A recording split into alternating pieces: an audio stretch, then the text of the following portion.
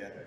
Começar aqui nessas peças, só para a gente recordar até a aula que foi demonstrada agora para vocês. Então, um ponto de referência ósseo, então, nós temos a espinha isquiática aqui, vocês conseguem palpar, e a tuberosidade isquiática é a formação de dois ligamentos importantes que nós temos. O ligamento que serve como referência para nós, o ligamento sacro-tuberoso, o ligamento sacro-espinhoso, que acaba formando os dois grandes forames isquiáticos, o forame isquiático maior e o forame isquiático menor, que nós veremos na próxima peça. Né? É importante nós termos a noção de quais estruturas passam por esses forames, quais são as potenciais complicações quando é feita a estimulação. Né? Então, nós temos uma ideia aqui da formação do plexo sacral. Então, ele é formado pelas raízes L4 e L5, formam um grande tronco, que é o tronco sacral, e S1, S2 e S3 vão se conectar a esse tronco chamado de tronco sacral. Estou pensando aqui para vocês. Então, aqui é o tronco sacral, primeira raiz S1, S2 e S3. Né? Então, aqui o tronco L4, L5, S1, S2 e S3. É importante nós termos, nós analisarmos aqui na outra peça, mostrar a relação do músculo piriforme com essas raízes. Já na pelve óssea, nos pontos de referência anatômicos, para nós acessarmos esses forames, então, essas duas projeções ósseas são as espinhas ilíacas pósteras superiores, elas estão no nível do forame sacral S1 e a partir de 9 centímetros acima da articulação sacro-coxígea, nós temos mais ou menos 6 a 9 centímetros, nós temos estendendo, né, de caudal para cranial, o S3. Né? E nós temos bem no início do forame isquiático maior, se nós traçarmos um plano horizontal no início do forame isquiático maior, nós encontramos também o forame S3. Então, esses pontos nós temos que levar em consideração na hora de fazer a punção. As raízes que vão constituir o nervo tibial, o nervo isquiático, o nervo fibular, são todas que vão de L4 até S3.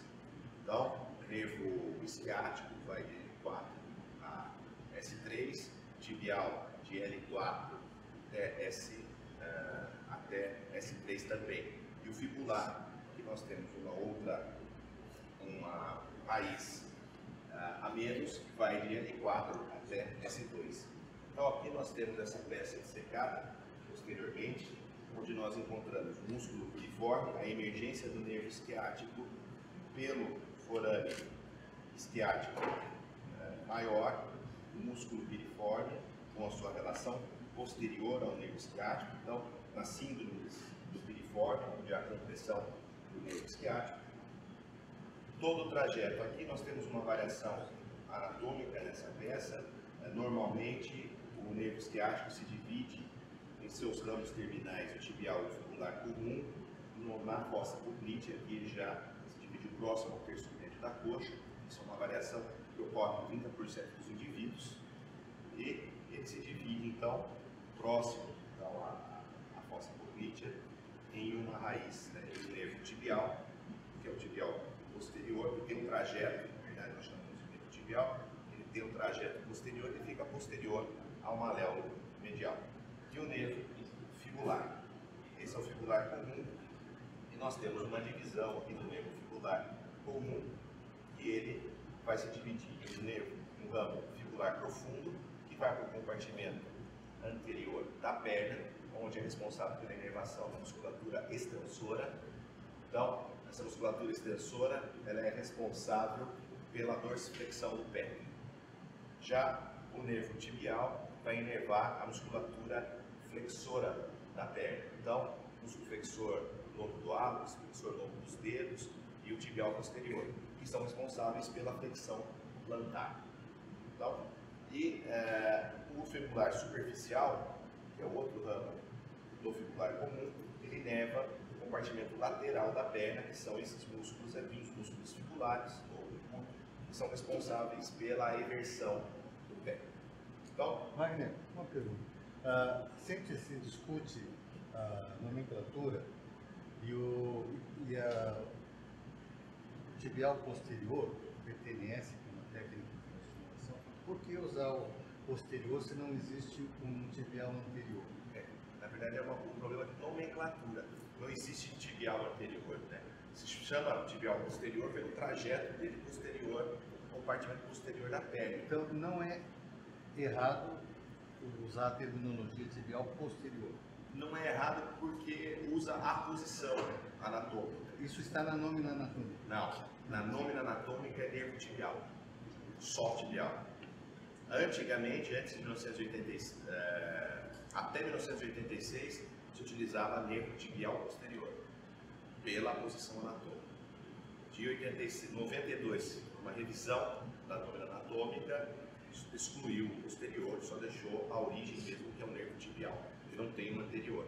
Todo o compartimento anterior e lateral da perna é território do nervo fibular. Obrigado. Então isso é importante no nosso comentário. Então, as relações que nós temos na região do maléolo medial é importante. Nós encontraremos aqui, nós podemos identificar todos esses músculos que são responsáveis pela dorsiflexão do pé e da flexão plantar.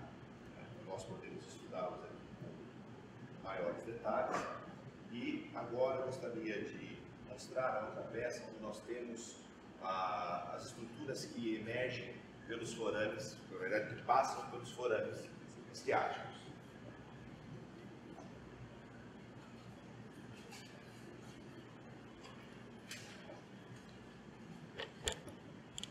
Então, na dissecção posterior, aqui na região períneo, nós temos o ligamento sacro-tuberoso, ou sacro-tuberal, dos lados, e o ligamento sacro-espinhoso.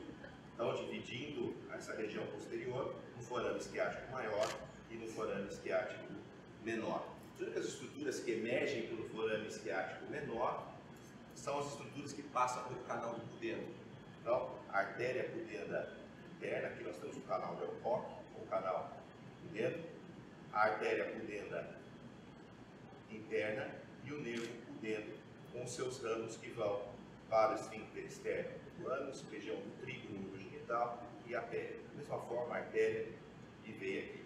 É interessante, o nervo pudendo tem suas raízes são de S2, S1, S2, S3, ele passa pelo forame isquiático maior, passa pelo menor e emerge no períneo. Nesse outro lado, nesse outro antímero, nós encontramos aqui o músculo piriforme, a relação do músculo piriforme com o nervo isquiático, passando posterior ao nervo isquiático, e a divisão que o músculo piriforme faz no forame isquiático maior. Ele divide em dois andares, um andar superior e um andar inferior. No andar superior do forame isquiático maior, nós encontramos a artéria glútea superior com o nervo glúteo superior. Já no andar inferior, nós temos a artéria glútea inferior com o nervo glúteo inferior e um outro nervo, que é o nervo cutâneo femoral posterior. Então, a estimulação, a neuroestimulação do nervo tibial, devido pode ter parestesia de glúteo, por estimulação do nervo glúteo inferior, passa por esse forame. Ou, às vezes, referidor na região posterior, no terço médio, na região posterior da coxa, relacionado ao nervo cutâneo femoral posterior. Então, essas relações são importantes. Nós temos uma outra hemipelve ali, onde nós mostramos a relação das artérias glúteas, da glútea superior, glútea inferior, com as raízes sacrais. Então, a relação do músculo piriforme, ele é importantíssimo. Então, acima do piriforme, a artéria e nervos glúteos superiores, abaixo do músculo piriforme, artéria e nervo glúteos inferiores. Então, a artéria glútea superior passa entre a raiz de S1 e S2 e a glútea inferior entre S2 e S3. Então, passa medialmente a eles. Então, é importante termos essa relação do vaso com a raiz. Nós podemos ver naquela outra peça. Acho que, de maneira geral, maiores considerações anatômicas são essas. Aí, se os senhores quiserem. Então, de S2, deixa eu afastar aqui.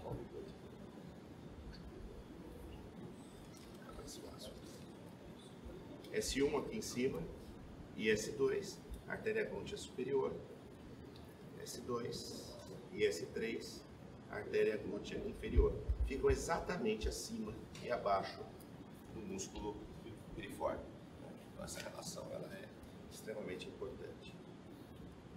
Para quem é da urologia aqui, nós temos essa peça é extremamente importante.